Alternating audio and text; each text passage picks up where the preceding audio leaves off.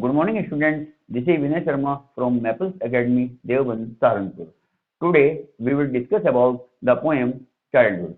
This poem is in class 11 English book Hornbill. The poet's name is Marcus Nathan. In this poem, the poet regrets having lost the innocence that he had as a child. The poet knows that he has lost his childhood and he laments its loss. He is saddened by the fact that he cannot regain it. He knows with certainty childhood can be found still veiled in a young child's face. Now we will discuss the full poem in detail. Fade away rather quickly. According to the poet, the innocence of childhood remains only until one is an infant. So, conclusion of the poem Childhood. The childhood summary discusses how the innocence of childhood gets lost as one grows older and becomes aware of the realities of life. So, this was the summary of the poem Childhood. Thank you very much.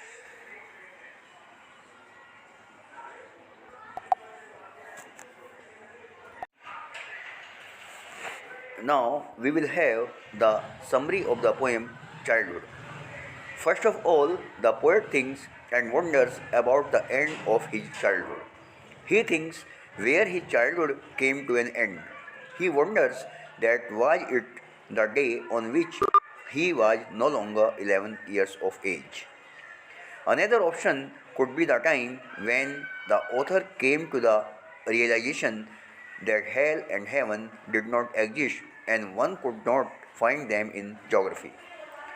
So, this was the time when the author could make a distinction between reality and fantasy. The poet comes to the realization that they are imaginary places that have no existence in this world. Once again, the poet repeats the same question about losing his childhood. Now the poet wonders that was it the time when he began to view the world with a different perception. Naturally, when humans grow older, their perception of the world changes. However, the poet seems to be deeply affected by it. Furthermore, the poet came to the realization that adults are hypocrites. This is because the adults are not what they appear to be or seem to be. According to the author, adults preach about love, but their behavior is not loving. So the author believes that a double nature is displayed by the adults. So why this the time when his childhood went? Moving on, the poet deliberates on the same question regarding the loss of his childhood. Furthermore, the author asks himself about various possibilities. Moreover, the poet thinks about the day when he came to the realization that his mind was his own.